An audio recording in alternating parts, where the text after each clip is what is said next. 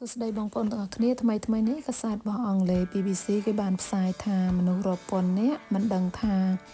ការដែលយើងប្រើប្រាស់ជាតិអាល់កុលមានន័យថាប្រើប្រាស់ស្រារយៈពេលយូរហ្នឹងវាធ្វើឲ្យខូចខួរក្បាលរបស់យើងអញ្ចឹងណាហើយក្នុងហ្នឹងអ្នកជំនាញក៏គេបានលើកឡើងដែរថាបើសិនជាយើងប្រើប្រាស់ស្រាមានន័យថាយើងផឹកស្រារយៈពេលមានន័យថាស្មើនឹង35ឯកតារយៈពេលក្នុងមួយសប្តាហ៍ឬអស់រយៈពេល5ឆ្នាំឬក៏លើសពី5ឆ្នាំឡើងទៅវាអាចធ្វើឲ្យយើងនឹងប៉ះពាល់ដល់ការធ្វើកិច្ចការងារប្រចាំថ្ងៃរបស់យើងអញ្ចឹងណាអញ្ចឹងក្នុងនោះក៏បានលើកឧទាហរណ៍ដែរថាលីគាត់ជាវិស្វករគាត់បានរកឃើញថាគាត់នឹងមានបញ្ហាខួរក្បាលកាលពីឆ្នាំមុនហើយគាត់ពិបាកនៅក្នុងការចងចាំហើយនឹងក៏ពិបាកនៅក្នុងការដែលមានន័យថាក៏ពិបាកនៅក្នុងការគ្រប់គ្រងដល់ខ្លួនគាត់អីជាដើមទៅហើយក្នុងនោះអ្នកជំនាញក៏គេបានលើកឡើងដែរថាគេប្រាប់ពីចំណុះនៅក្នុងការ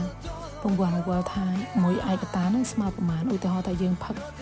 ស្រាបៀរកំប៉ុងធម្មតាមួយកំប៉ុងនោះវាស្មើនឹង2ឯកតាហើយបើយើងផឹកស្រាបៀរដែរប៉ុន្តែវាកំប៉ុងវែងមានថាកំប៉ុងវែងឬធំនោះមួយកំប៉ុងវាស្មើនឹង3ឯកតា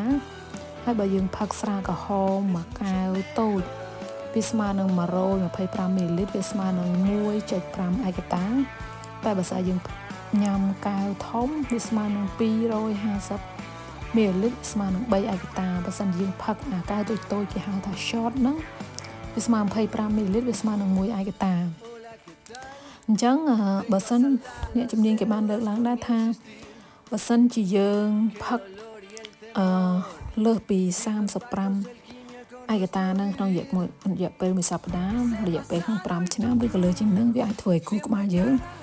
វាមានបញ្ហាវាធ្វើឲ្យខួរក្បាលយើងវាខូចខួរក្បាលអញ្ចឹងណាអញ្ចឹងយើងសាកគិតមើលអ្នកដែលនៅស្រុកខ្មែរយើងភាគច្រើនឃើញផឹកស្រាយ៉ាងច្រើនដែរយើងគិតមើលមកថាតើក្នុងមួយថ្ងៃយើងផឹកស្រាប្រហែលកំប៉ុងឧទាហរណ៍ថា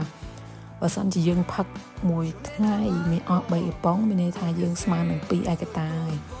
អត់វាស្មើនឹង6ឯកតាសំទោសស្មើនឹង6ឯកតាអញ្ចឹងបើសិនជាយើងផឹករយៈពេល7ថ្ងៃវាស្មើនឹង42ឯកតាអញ្ចឹងមានន័យថាវាលើសដល់ចំណុចនៅក្នុងការដែលមានន័យថាវាត្រូវប៉ះពាល់ដល់ក្នុងខួរក្បាលរបស់យើងហើយយើងគិតសាកគិតមើលណាថ្ងៃដែលយើងផឹកស្រាថ្ងៃដែលយើងអត់ផឹកស្រាតើការចងចាំយើងមួយណាប្រសើរជាង